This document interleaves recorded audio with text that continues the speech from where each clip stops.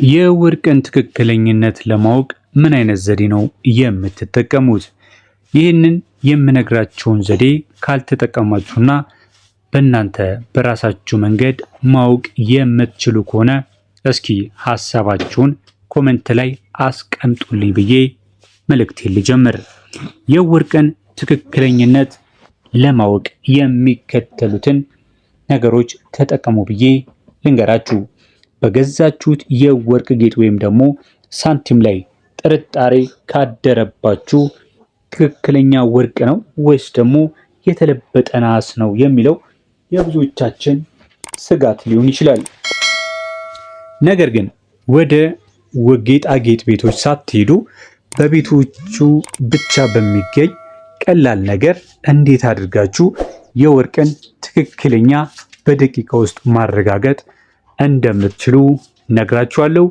ቪዲዮውን ላይክ አድርጉልኝ። ለቻናሉም አዲስ ከሆናችሁ ቻናሉን ሰብስክራይብ በማድረግ ቤተሰብ ሁኑ። ወርቅ የሀብትና የቁጠባ ምልክት ነው።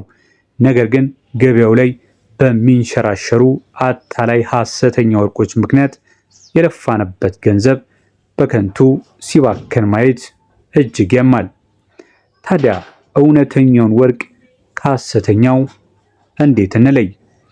ወርቁን በትክክል ወርቅ መሆኑን እንዲሁም ደግሞ ትክክለኛ ወርቅ ስላለመሆኑ የምትፈትሹባቸውን ዘዴዎች ልንገራችሁ። የመጀመሪያውን ታውቁታላችሁ ብዬ አስባለሁ። የማግኔት ቴስት ነው። የማግኔት ፍተሻ እውነተኛ ወርቅ ማግኔት የመሳብ ባህሪ በፍጹም የለውም። እንዴት ይደረጋል? እንዴት አድርገን እንሞክረው ካላችሁ ደግሞ ጠንካራ ማግኔት በተለያየ ቦታ ልታገኙ ትችላላችሁ።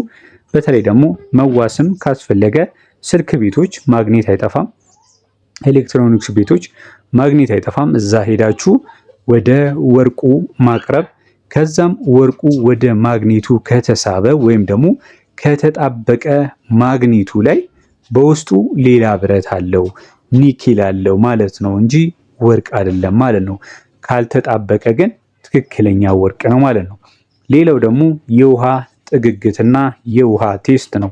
ወርቅ በጣም ከባድና ጥግግቱ ከፍተኛ የሆነ ማዕድን ነው።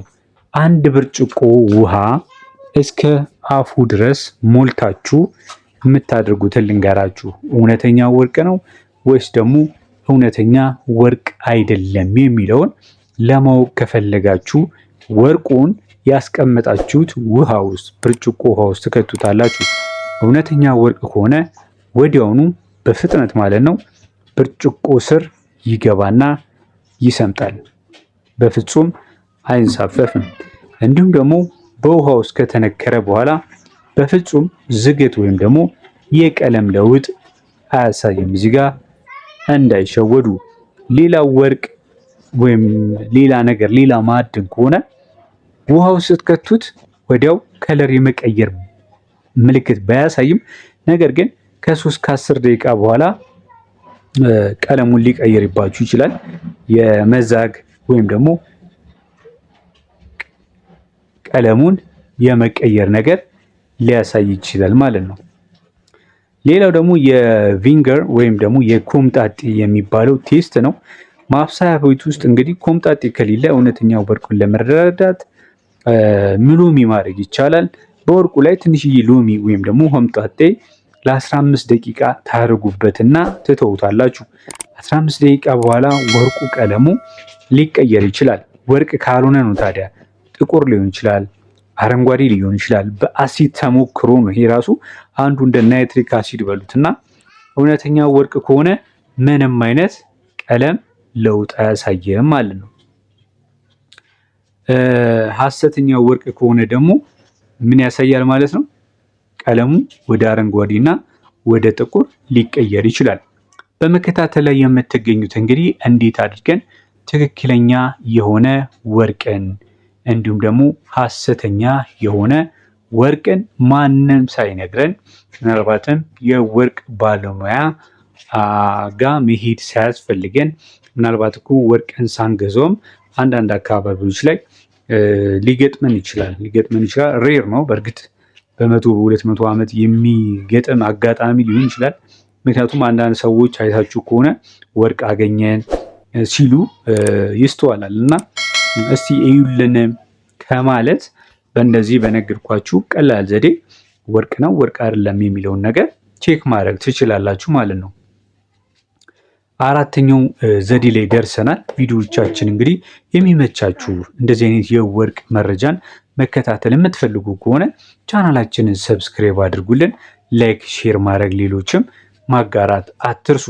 አራተኛው ደረጃ ደግሞ ምንድነው? የሴራሚክ ፍተሻ ነው። ያልተወለወለ የሴራሚክ ሳህን ላይ ወይም ደግሞ ሰሌዳ ላይ ወርቃችሁን ቀስ አድርጋችሁ ፋቅ ማድረግ ያስፈልጋል።